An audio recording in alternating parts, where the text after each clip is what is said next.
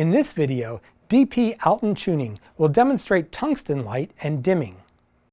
So, I'm Alton Chewning. I'm here today. We're doing a seminar on lighting.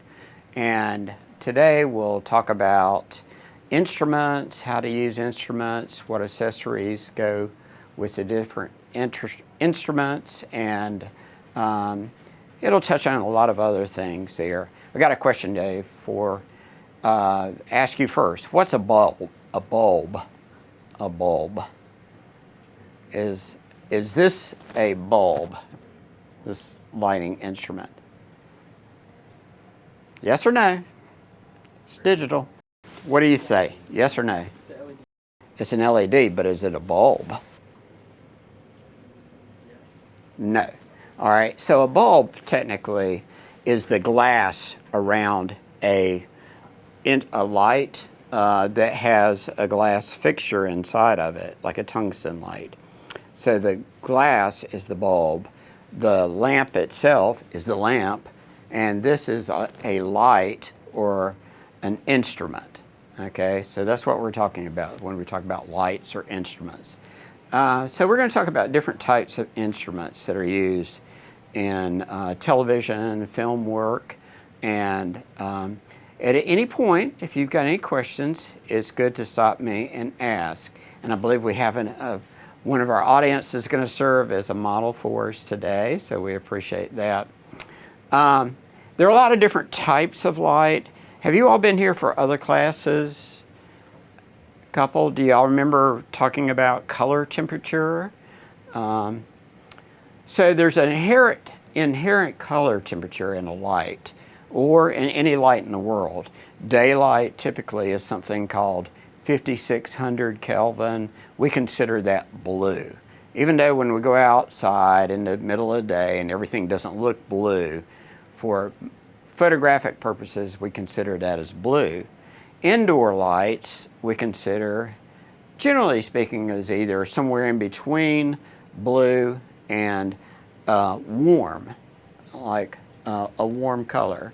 So this light on my hand right now is a warm color. All right, so that's a tungsten light. All right, so we'll start with that. Now, if you wouldn't mind having a seat up front. Right now, there's one light that you're getting a little bit on your face, and that's coming from our light that's also lighting me. And it's daylight color. We adjusted the cameras to that daylight color, so it looks more or less neutral. All right, so we're going to add another light, and we're doing this with a dimmer. This is a tungsten light. That's the type of lighting that was most prominent up until about 10 years ago, particularly indoors. So this is a tungsten light, and I'm dimming it up using a dimmer. Okay, and as you can see, the tungsten light is warm compared to the daylight. So tungsten inherently is a warm light, and by dimming it down partially, it becomes even warmer, and that can be useful for a lighting effect. I like using dimmers a lot. You can't use them with every type of lighting, but when it's possible to use them, they give you a lot of flexibility, a lot of control. The downside is it takes a while to set them up if you're using a dimmer system, but I'll talk a little bit more about that. It's become a very, very popular thing to have some form of lighting control, either by cables or by wireless. Okay, very, very popular.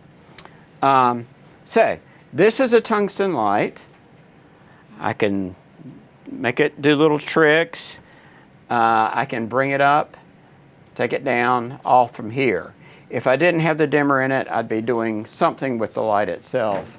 Now, if either of you have a shot of this, I'll pull it around. So the tungsten light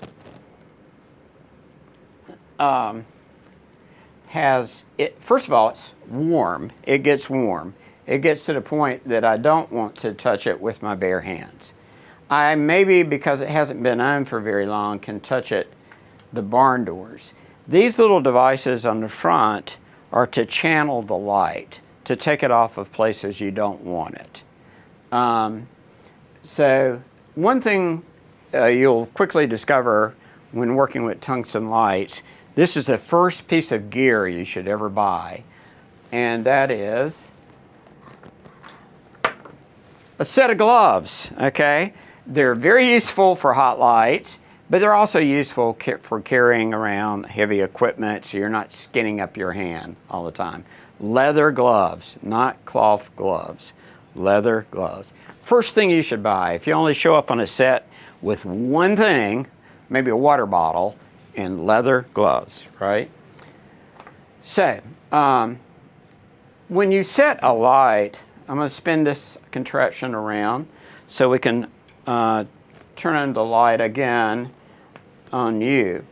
Typically, when you have a light that can be focused or directly pointed at someone, you should position the light so the center of the light's right on the person. You should find where the center of the light is and place that right on the person.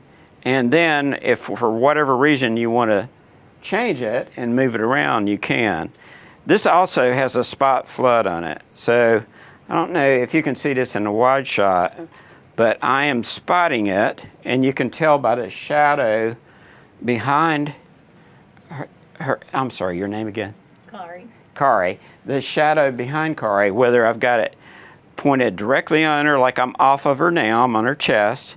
Now I'm pretty well on her face. Now I'm off, and now I'm back on her face. So that's where I want to be. So now I'm going to flood the light out to where I think accomplishes what I'm looking for. So first thing you do when you're setting a light that has spot flood capability is you make sure the light's centered on the subject.